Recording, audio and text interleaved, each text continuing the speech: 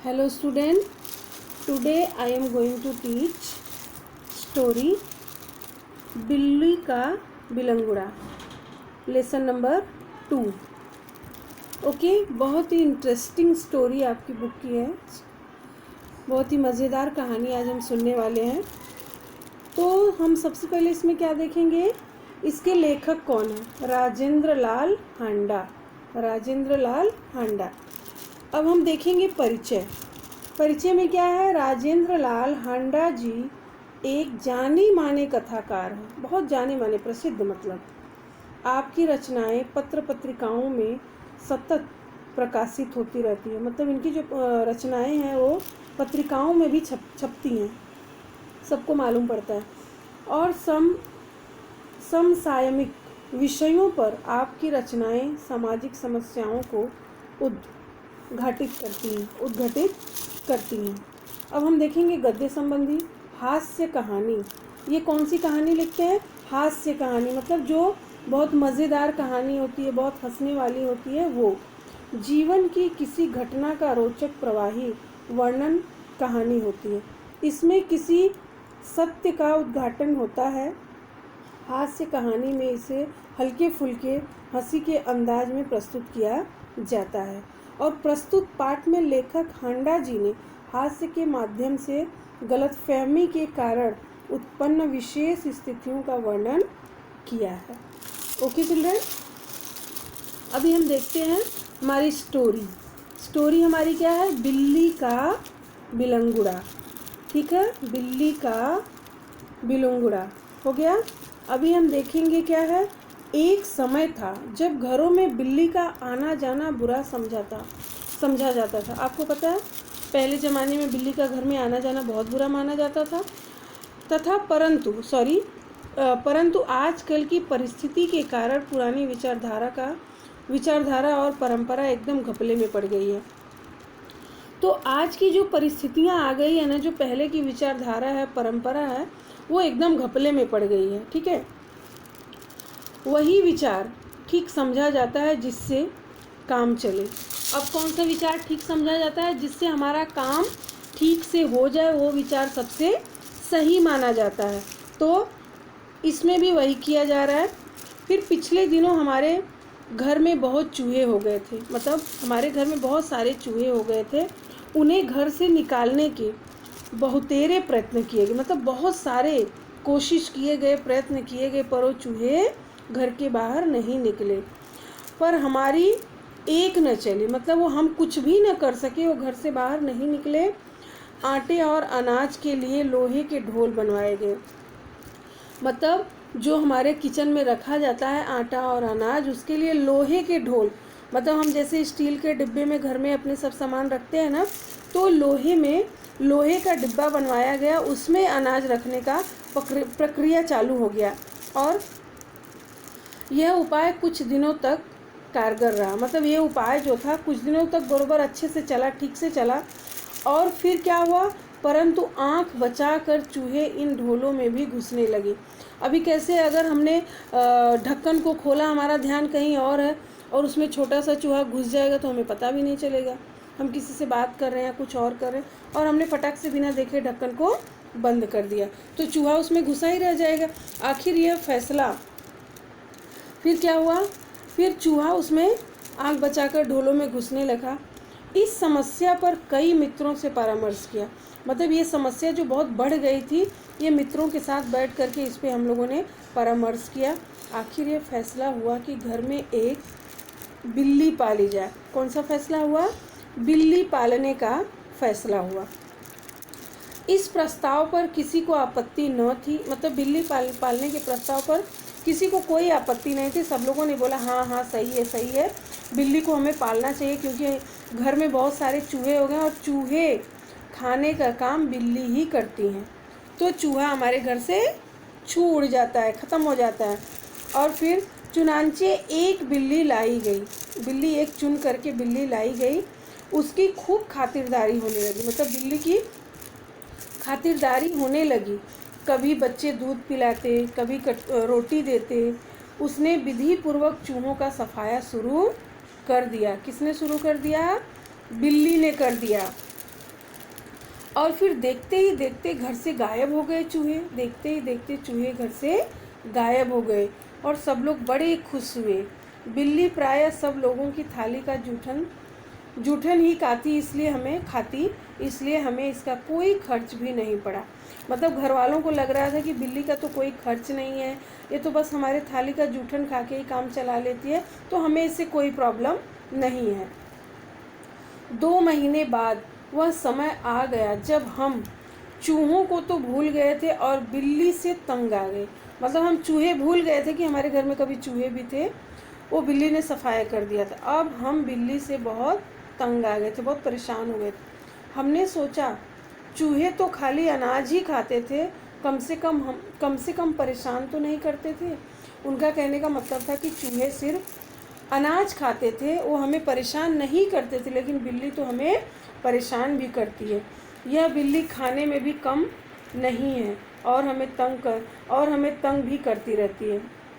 उसके प्रति हमारा व्यवहार बदल गया। किसके प्रति? बिल्ली के प्रति हमारा व्यवहार जो है बदल गया। बिल्ली भी कम समझदार जानवर नहीं है जो शेर के काबू में नहीं आई। वह हमसे कैसे मात खा जाती। आपको पता है ये क्यों दिया है कि वो शेर के काबू में नहीं आई? आपने शेर और बिल्ली का कहानी तो शायद सुना होगा या नहीं होगा, वो मुझे नहीं पता है, लेकिन मैं आपको बता रही हूँ कि शेर और बिल्ली की एक बहुत ही इंटरेस्टिंग कहानी है।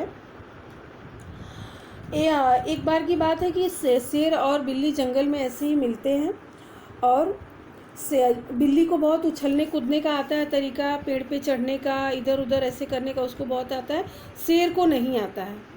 फिर शेर एक बार पेड़ पे चढ़ रहा होता है, वो नहीं चढ़ पाता है। फिर बिल्ली देखती है तो शेर पूछता है तुम कैसे चढ़ लेती हो? बिल्ली बोलती है मुझे आता है चढ़ने। फिर बिल्ली क्या बोलती है? शेर बोलता है मुझे तो नहीं आता है। फिर बिल्ली बोलती है शेर को कि मैं आपको चढ़ना सिखा दूंगी। तो बिल्ली ने सब पेड़ पे उसको कैसे चढ़ा जाता सारे तरीके उसको बताते गए और शेर सीखते गया, मतलब टाइगर जो है वो सीखते गया।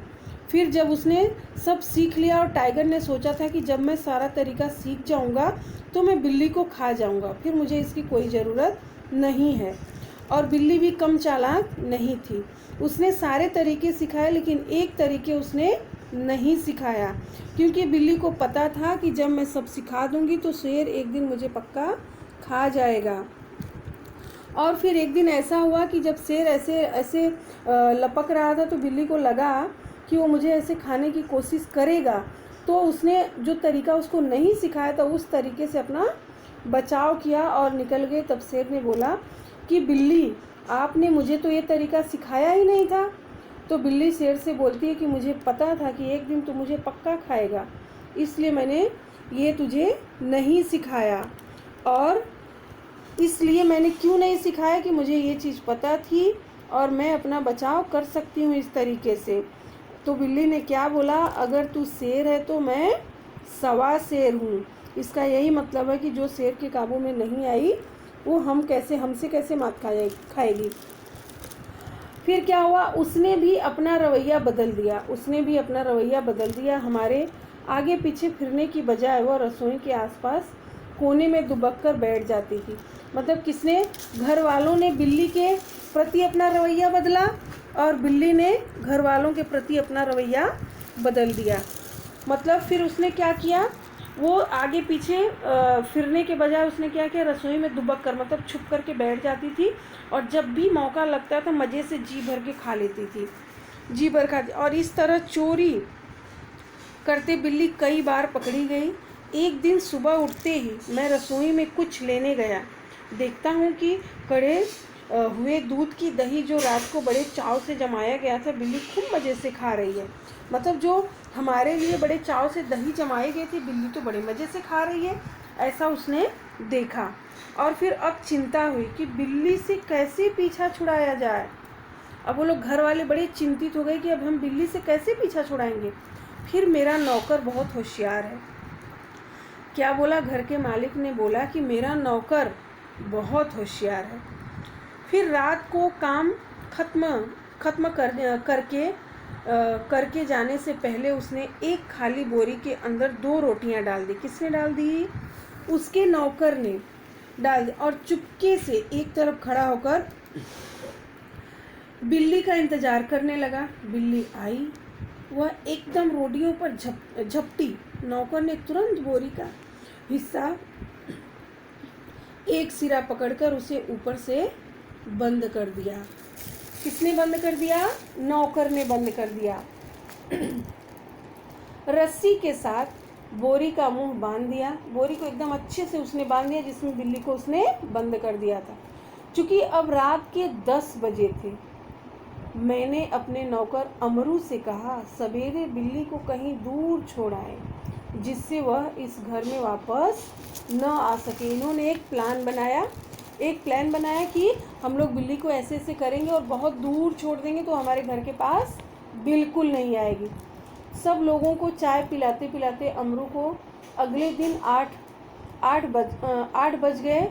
मैंने याद दिलाया कि उसे बिल्ली को भूली बटियारिन की तरफ छोड़कर आना है। मतलब भूली बटियारिन मतलब ऐसे जगह पे छोड़ो कि वो हमारे घर का रास्ता न देख पाए, क्योंकि वो बोरी में बंद थी, उसकी आंखें भी उसमें अंदर थी, तो वो कैसे देख पाएगी किधर से जा रही है?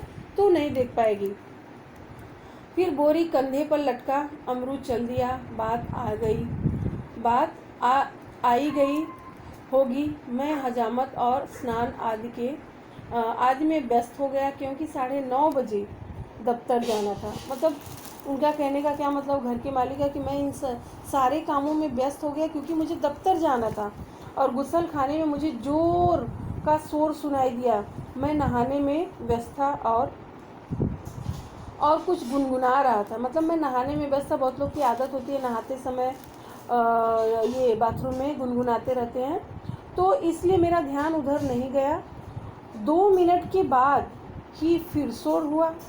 इस बार मैंने सुना कि मेरे घर के सामने कोई आवाज़ लगा रहा है, आपका नौकर पकड़ लिया गया है, आपका नौकर पकड़ लिया गया है। अगर आप उसे छुड़ाना चाहते हो तो छप्पर वाले कुएं पर पहुंचिए। ये अमरू के मालिक के घर के सामने इतनी सारी आवाज़ें लगाई जा रही थी और उनको सुनाया जा रहा था कि ऐसा ऐसा हुआ है, आपका नौकर पकड़ लिया गया है, आप जल्दी से जल्दी छप्पर वाले कुएं पर पहुंच जाइए, नहीं तो कुछ भी हो सकता है आपके नौकर के साथ। ऐसा उन लोगों ने बोला था। फिर मैं हैरान हुआ कि क्या बात है। मतलब मालिक हैरान हो गया, बहुत परेशान हो गया कि ऐसा क्या हो गया कि मेरे नौकर को पकड़ लिया गया। समझा शायद अमरू किसी की साइकिल से टकरा गया। मतलब ये खुद के मन में कल्पना कर रहे हैं, सोच रहे हैं कि ऐसा हुआ होगा, शायद साइकिल वाले का कुछ नुकसान हो गया हो, सोच रहे हैं अपने मन में, और उसने अमरू को धर पकड़ा होगा। ऐसा उनको लग रहा है कि अमरू के साथ ऐसा हुआ होगा, इसलिए वो पकड़ में आया होगा। रही आदमी इकट्ठे होने की बात, यह काम दिल्ली में मुश्किल नहीं है। मतलब दिल्ली में क्या मुश्किल नहीं है कि आदमी कहीं भी इकट्ठा हो जाते हैं, कुछ भी होता है तो। और फिर करोल बाग में तो बहुत ही आसान है। करोल बाग का नाम आपने सुना होगा, जो दिल्ली में है। और वहाँ पे तो बहुत आसान है कि भीड़ इकट्ठा हो। मोहल्ले में आपको पता है कुछ भी थोड़ा सा होता है तो भीड़ इकट्ठा हो जाती है। और हमारे भी एरिया में आप लोग जहाँ पे पढ़ते हैं, जहाँ पे आपका घर होगा, अगर ऐसा कुछ होगा तो इकट्ठा हो जाते हैं। और फिर क्या होता है कि इकट्ठा होने के बाद वो लोग क्या करते हैं कि ये आसान है। और जहाँ सैकड़ों आदमियों को पता ही नहीं कि वे किधर जाएं, कहाँ पे? करोल बाग में सैकड़ों आदमी, मतलब बहुत सारे आदमी लोग को पता ही नहीं रहता कि हमको किधर जाना है, किधर से निकलना है और क्या करें। खैर उधर जा ही रहा था कि रास्ते में खाली बोरी लटकाए अमरू आता हुआ दिखाई दिया। वह खूब खिलखिलाकर हंस रहा था।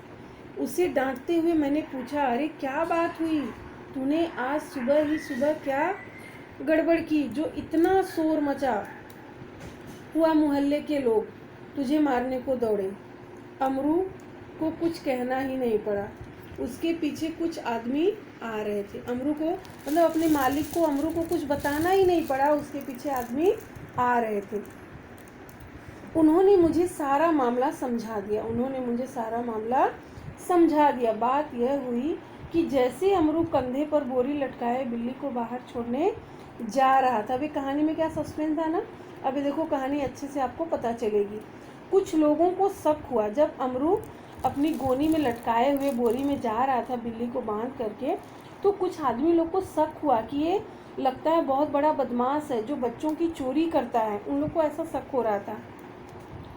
फिर क्या हुआ, छोड़ने और कुछ लोगों को शक हुआ कि बोरी में बच्चा है। 2 आदमी चुपके चुपके उसके पीछे होली मतलब उसके पीछे पीछे चलने लगे। उन्होंने देखा कि बोरी अंदर से हिल रही है। अब बिल्ली है तो हिलेगी, बच्चा भी रहता तो हिलता, तो किसी को भी अंदर से भी पता नहीं था कि क्या है, इसलिए शक हो रहा था। और वो शक क्यों हो रहा था कि क्योंकि उन दिनों में ना बच्चों की बहुत चोरियां हो रही थी, इसलिए बस उन्हें विश्वास हो गया कि इस बदमाश ने किसी बच्चे को पकड़ा है। अमरू स्वभाव से अल्पभाषी था, मतलब वो स्वभाव से क्या बहुत कम बोलता था, वो ज़्यादा बोलता नहीं था। कुछ मस्खरा भी है, मतलब वो थोड़ा मजाक वाला भी था। और वह चुप रहा। देखते देखते 50 आदमी इकट्ठे हो गए। उनमें से एक चिल्लाकर कहने लगा, घेर लो इस आदमी को। क्या बोला? घेर लो इस आदमी को, यह बदमाश उसी गिरोह में से है जिसका काम बच्चे पकड़ना है। उस जगह से पुलिस थाना भी बहुत दूर नहीं था, मतलब जहाँ पे अमरू को पकड़ा गया था वहाँ से थाना बहुत दूर नहीं था। एक आदमी लपक कर, मतलब जल्दी से भागकर थाने गया और वहाँ से थानेदार और एक सिपाही को बुला लाया। थानेदार से किसको बुला लाया? थानेदार और सिपाही को बुला लाया। और थानेदार को देखते ही एक उत्साही दर्शक अपने अपने कुर्ते की बाहें ऊपर चढ़ाते हुए बोला, दरोगा जी, ऐसा नहीं हो सकता कि आप इस बदमाश को चुपचाप यहाँ से ले जाएं और कानूनी कार्रवाई की आड़ में इसे हवालात में मजे लेने दें। मैं ऐसा हरगिज नहीं होने दूंगा। उस आदमी ने बोला, अपने कुर्ते की बाहें चढ़। जब कोई गुस्से में होता है तो आपको पता है ना, लड़ाई करने के मूड में होता है तो अपने कुर्ते की शर्ट की बाहें ऊपर करके कि अब फाइटिंग मुझे कर ही लेना है, ऐसा करते हैं। तो उसने भी ऐसा ही किया था। और फिर क्या हुआ, पहले इसकी जी भर के मरम्मत होगी। उस आदमी ने क्या बोला कि पहले इसकी जी भर के मरम्मत होगी, मतलब खूब पिटाई करेंगे हम लोग। गजब नहीं है कि भरे मोहल्ले से बच्चे उठा लिए। वो बोल रहा है कि ये बड़े गजब की बात नहीं है कि इसने भरे मोहल्ले से एक बच्चे की चोरी कर लिया। 2 दिन हुए पास वाली गली में एक बच्चा गुम हो गया है। देवनगर से तो कई उठाए जा चुके, मतलब वो आदमी बोल रहा है कि पास वाली गली से एक बच्चा गुम हो गया है, वो 2 ही दिन हुआ है। और देवनगर से तो इतने सारे बच्चे चोरी हुए कि मैं उसका बता नहीं सकता हूँ कि कितने बच्चे चोरी हुए। आप बाद में इसके साथ चाहे जो करें, पहले हम, अभी हम नेक्स्ट पेज पे देखते हैं, पहले हम क्या करेंगे इसके साथ, लोग इसकी पिटाई करेंगे। पहले हम लोग इसकी पिटाई करेंगे। भीड़ में से दसियों ने इस सुंदर प्रस्ताव का समर्थन, दसियों मतलब 10 लोगों ने समर्थन किया और लोग अमरू को पीटने के लिए मानो तैयार होने लगे। मतलब पीटने के लिए एकदम तैयारी में होने लगे कि कब एकदम बरसाने लगे डंडा और हाथों से पीटने लगे, ऐसा वो लोग तैयारी में हो गए। और फिर उन दिनों दिल्ली में बड़ी सनसनी फैली हुई थी, मतलब एक सनसनी खबर फैली हुई थी बच्चे चोरी होने की। नगर के सभी भागों से बच्चों को उठाए जाने की खबरें आ रही थी, है ना। आप देखते हैं ना न्यूज़ में, जैसे अभी हमें इस समय कोरोना की खबरें आ रही हैं, है ना, बहुत सारी आ रही हैं। और उन दिनों में क्या आ रही थी, बच्चे चोरी होने की खबरें आ रही थी। एक दो बार पत्रों में यह छपा कि जमुना के पुल पर कुछ आदमी पकड़े गए जिन्होंने बोरियों में बच्चे बंद किए हुए थे। ये अमरू के ऊपर क्यों शक हुआ? क्योंकि ये सारी वारदात पहले से हो रही थी, इसलिए शक हुआ था। और स्कूलों से बच्चे बहुत सावधानी से लाए जाते थे। पार्कों में और बाहर गलियों में बच्चों को खेलना कूदना बंद हो चुका था, क्योंकि बच्चे बहुत चोरी हो रहे थे, इसलिए सारी प्रक्रिया इनकी बंद की गई थी। और दिल्ली नगर पालिका और संसद में इसी विषय पर अनेक सवाल जवाब हो चुके थे। कहाँ पे हुए थे? दिल्ली नगर पालिका में। दिल्ली नगर पालिका में ये सारी बातों पर सवाल जवाब हो रहा था। और इसलिए इस मामले में राजधानी के सभी नागरिकों की दिलचस्पी थी। राजधानी के सभी नागरिकों की क्या थी?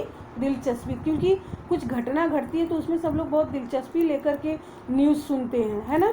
आश्चर्य इस बात का नहीं कि लोगों ने अमरू पर संदेह क्यों किया, बल्कि इस बात का था कि उन्होंने अभी तक उसकी मार पिटाई शुरू क्यों नहीं कर दी।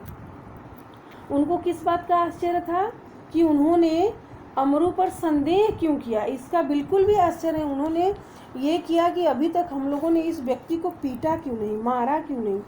वातावरण में सनसनी और तनाव की कमी न थी। मतलब वातावरण में क्या था, ऐसे ऐसे लोग वहाँ पे भरे हुए थे कि वातावरण को एकदम सनसनी खबर की तरह फैला रहे थे और तनाव को बढ़ा रहे थे कि कब बस उसको पीटना शुरू कर दें हम। अगर थानेदार और पुलिस का सिपाही वहाँ न होते तो अब तक अमरू पर भीड़ टूट पड़ी होती। मतलब अगर पुलिस वहाँ पे नहीं आई होती, थानेदार नहीं आए होते, तो अमरू को अब तक तो उन लोगों ने एकदम कपड़े की तरह धो डाला होता। और थानेदार ने आते ही अमरू की कलाई पकड़ ली और पूछा, बोल, यह बच्चा तूने कहाँ से उठाया। ऐसा उन्होंने बोला, यह बच्चा तूने कहाँ से उठाया और इसे तू कहाँ ले जा रहा है, बता, कहाँ है तेरे और साथी। ऐसे पुलिस लोग बोलते हैं ना, बता और कहाँ है तेरे साथी, आज सबका सुराग लगाकर ही हटूंगा। अमरू अब तक तो दिल में हंस रहा था, क्योंकि वो बहुत कॉमेडी टाइप का भी था ना। अमरू अभी तक दिल में ही हंसता जा रहा था, मगर थानेदार की धमकियों से कुछ घबरा गया। थोड़ा सा मतलब घबराहट उसको होने लगी। और फिर दबी आवाज़ में वह थानेदार से बोला, सरकार, मैंने किसी का बच्चा नहीं उठाया। सरकार, मैंने किसी का बच्चा नहीं उठाया। न मैं बदमाश हूँ, मैं तो एक भले घर का नौकर हूँ, रोटी चौका करता हूँ और अपना पेट पालता हूँ।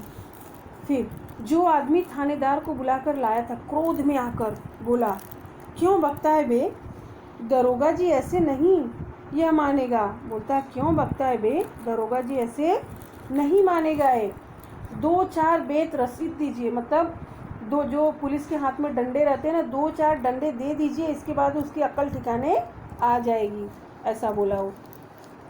फिर दरोगा ने बगल से निकाल कर बेत अपने हाथ में ली ही थी कि अमरू नम्रतापूर्वक झुका और बोला।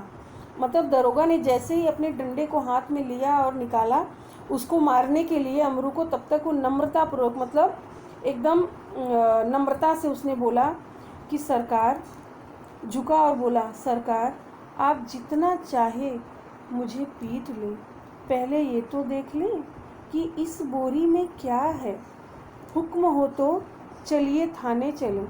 यद्यपि थानेदार इस बात पर राजी हो गए थे, पर भीड़ कब मानने वाली थी।